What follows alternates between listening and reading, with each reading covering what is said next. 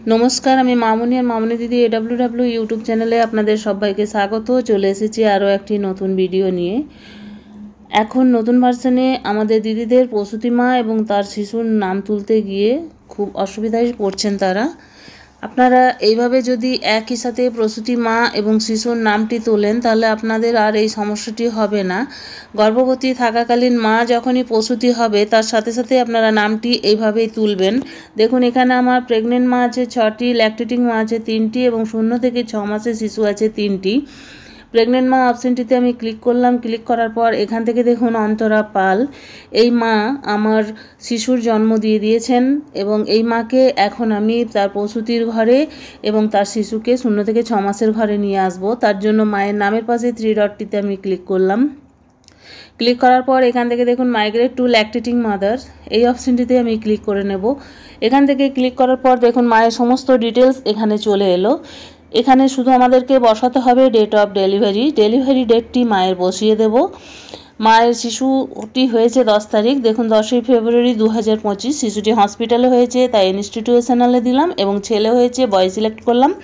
শিশুর জন্ম, ওজনটি 3 কিলো 400 এবং উচ্চতাটি আমার 52 সেন্টিমিটার, সেই দুটি শুধু দিয়ে দিলাম। দিয়ে দেওয়ার পর প্রসিড অপশানে আমরা ক্লিক করে দেব। প্রসিড অপশানে ক্লিক করে দিলে মা আমার সঙ্গে কিন্তু মাইগ্রেট টু ল্যাকটিং মাদারে মায়ের নামটি চলে আসবে। আমরা যদি এইভাবে এই কাজটি করে থাকি তাহলে আমাদেরকে কিন্তু অসুবিধায় পড়তে হবে না। দেখুন যখনই আমি প্রসিড অপশান ক্লিক করলাম এখান থেকে আমার শিশুর নাম চাওয়া হচ্ছে। আমরা এই জন্য হয়তো অনেক দিদিরাই করি না যে এখনও পর্যন্ত শিশুর নাম পাইনি। দেখুন আমার যেহেতু ছেলে শিশু হয়েছে তাই আমি বয় লিখলাম এবং তার টাইটেলটি তার পাশে দিয়ে দিলাম। দেওয়ার পর এখান থেকে দেখুন সমস্ত ডিটেলস তথ্যগুলি পূর্ণ করা আছে। শুধুমাত্র আমাদেরকে দিয়ে দিতে হবে শিশুর নাম, ক্যাটাগরি দিয়ে দিতে হবে SC। ক্যাটাগরি দেওয়ার পর এখান থেকে শিশুটি আমার পার্মানেন্ট না টেম্পোরারি সেটি সিলেক্ট করব এবং শিশুটি আমার দিব্যাঙ্গ বা বিশেষ চাহিদা সম্পন্ন কিনা সেটা সিলেক্ট করার পর সব কিছু আরও একবার দেখে নেব। দেখে নেওয়ার পর এখান থেকে আমার সাবমিট অপশানে ক্লিক করে দেব। সাবমিট অপশানে ক্লিক করা হলে এখান থেকে দেখুন মা এবং শিশু দুজনেরই নাম খুব সহজে এবং খুব তাড়াতাড়ি আমার পোষণ অ্যাপে চলে আসবে প্রসূতির ঘরে এবং শিশুটির নাম চলে আসবে 0 থেকে 6 মাসের ঘরে।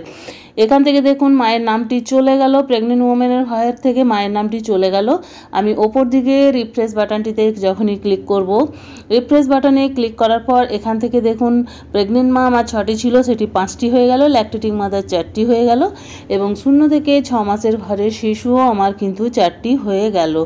তাহলে এইভাবে সহজ পদ্ধতিতে আমরা কিন্তু গর্ভবতী থেকে প্রসূতি মা খুব সহজেই নিয়ে আসব। আমরা যদি আলাদাভাবে তুলতে যাই তাহলে কিন্তু আমরা অনেক সমস্যার মধ্যে পড়ি।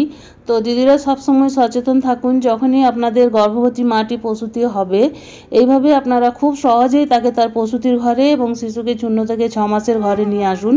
এই যে বয়পাল লেখা আছে, যখন শিশুর নাম দেওয়া হবে তখন আপনারা এখানে 3 ডটে ক্লিক করে আপডেট প্রোফাইল থেকে গিয়ে শিশুর নামটি খুব সহজেই চেঞ্জ করে নিতে পারবেন। এইভাবে কিন্তু আপনারা প্রসূতি মা এবং তার শিশুর নাম আপনাদের পোষণ অ্যাপে তুলুন।